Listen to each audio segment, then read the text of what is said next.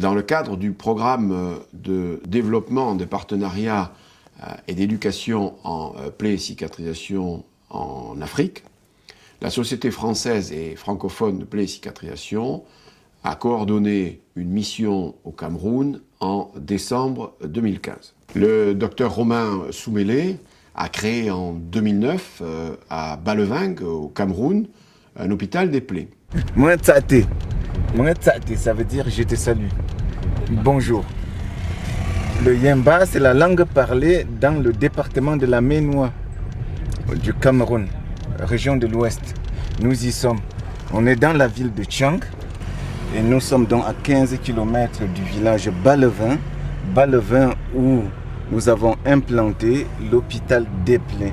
L'hôpital des plaies pour laquelle nous sommes venus en mission. Le réseau CICAT-LR a développé un projet de télémédecine d'homoplaies et a donc mandaté le docteur Chloé Trial, qui a assuré l'éducation théorique et pratique en plaie et cicatrisation pendant cette mission, et l'ingénieur projet Olivier Sicard, qui était en charge de développer les moyens de communication télémédicaux avec la métropole sur Montpellier et Paris. Nous sommes aujourd'hui à l'hôpital des plaies de Baleving.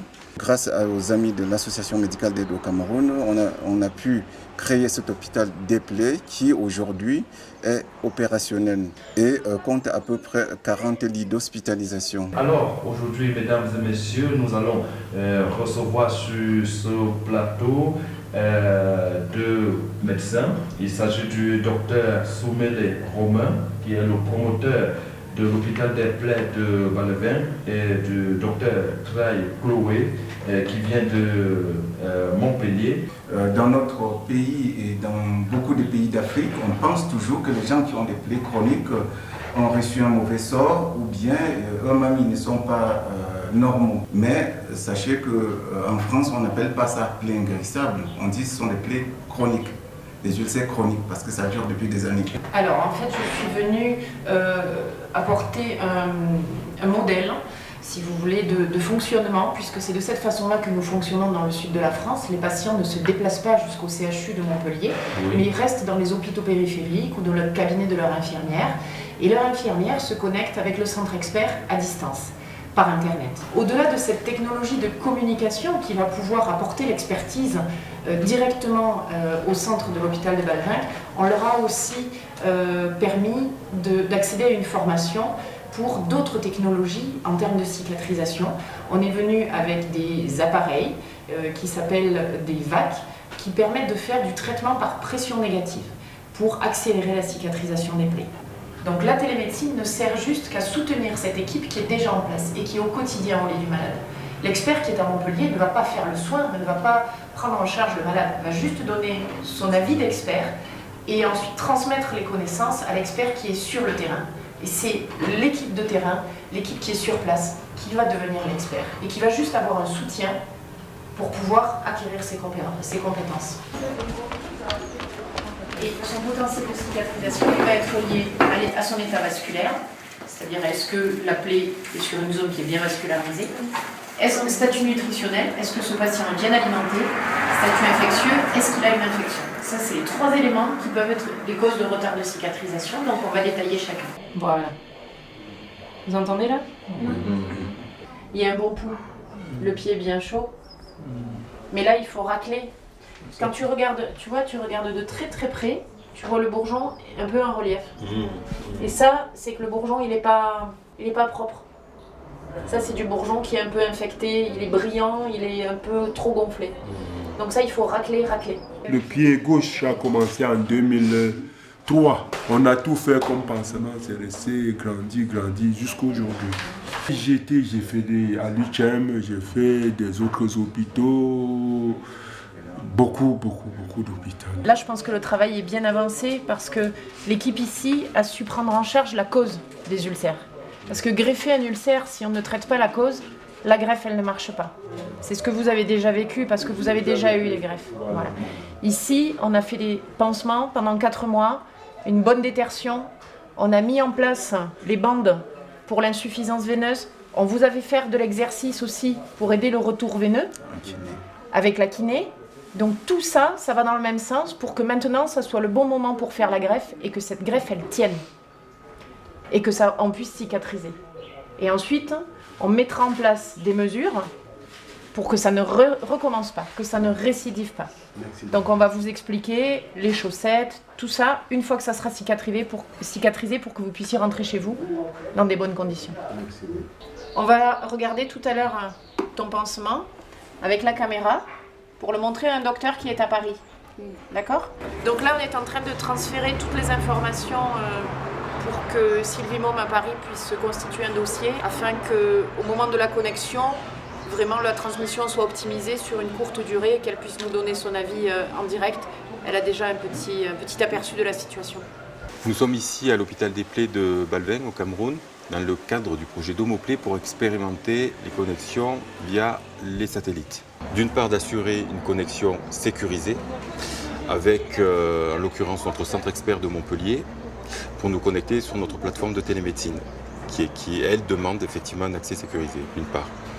D'autre part, d'avoir des temps de réponse les plus proches du temps réel et puis se transmettre des photos, toujours de manière sécurisée, en temps réel. Et en fait, c'était un choix de le faire ici puisque toutes les conditions étaient favorables. L'éloignement, le fait que nous n'avons pas de Wi-Fi, le fait qu'il n'y a pas de 3G non plus. Donc c'est le seul moyen que nous avions à notre disposition pour communiquer à distance, c'était via l'outil que nous a prêté le Centre national des études spatiales à Toulouse, l'outil qui s'appelle Bégan. C'est une sorte de PC qui nous permet de nous connecter au satellite.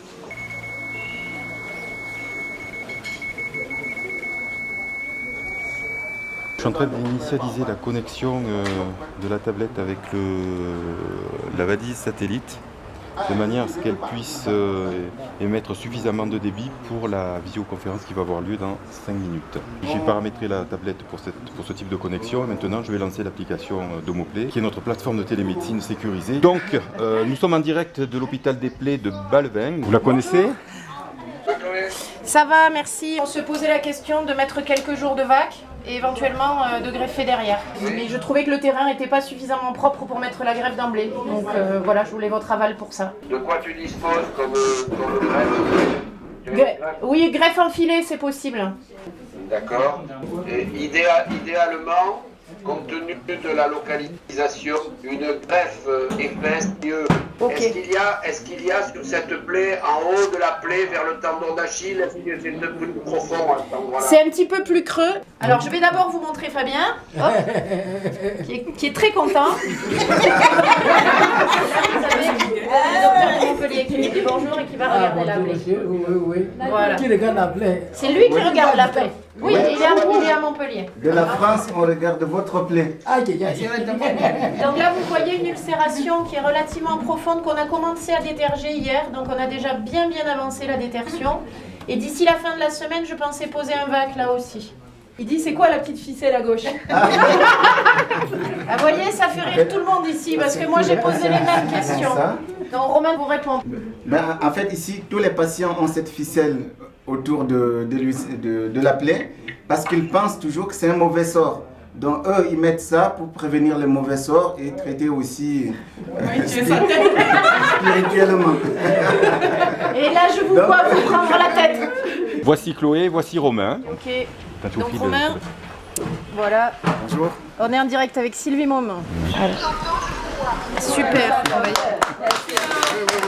Donc regarde, je te présente la patiente.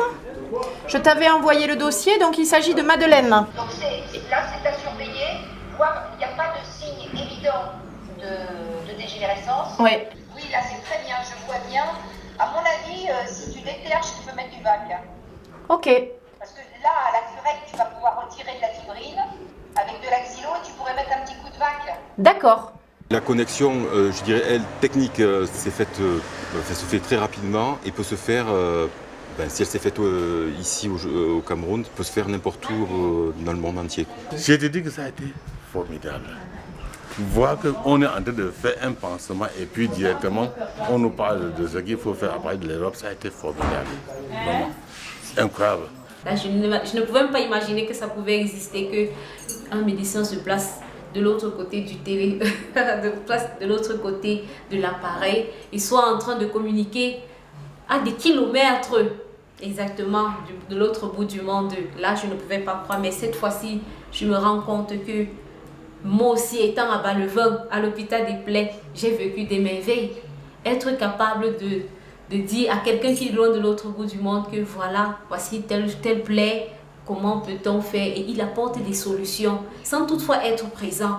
Donc pour moi, c'est une grande surprise et c'est quelque chose de tellement si merveilleux. Monsieur Théo de Montpellier vient de donner des avis à distance à l'équipe sur place. Et donc cette équipe va continuer à travailler selon les consignes qu'il a données. Cette équipe aujourd'hui qui devient de plus en plus dynamique, qui devient de plus en plus autonome.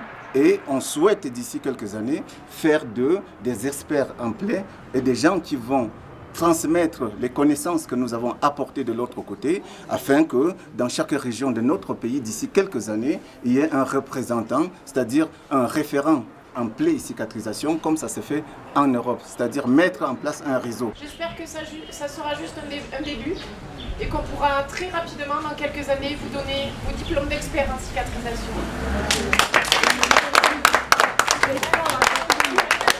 Pour l'instant, c'est le seul centre où les gens ont encore espoir qu'on peut les soigner. Espoir parce qu'ils ont fait toutes les régions du Cameroun avant d'atterrir ici. Donc je lance un appel. 2 choses urgentes, un bloc opératoire pour l'hôpital des plaies de Bas-le-Vin, un service de radiologie et ensuite maintenant que les collègues qui s'y connaissent en plaie prennent contact avec moi. Et j'encourage tous ceux qui participent à la prise en charge des plaies en France à faire de même, puisque ça nous apporte aussi un regard différent sur la façon de travailler. Et vraiment, j'encourage tout soignant à faire ce genre de mission, à la fois pour apporter aux autres, mais surtout pour recevoir. Le bilan de cette mission est positif. Un grand enthousiasme des acteurs, la possibilité de réaliser des consultations à distance avec des spécialistes, a permis de débloquer des situations médicales très chroniques et d'offrir un espoir à ces populations. La société française est francophone et donc désireuse de poursuivre ces expérimentations. D'autres avaient eu lieu dans d'autres pays africains, mais ce modèle semble particulièrement adapté à des relations directes qu'il faut poursuivre. Pour cela, la société française investira nécessairement en temps humain et éventuellement en technique.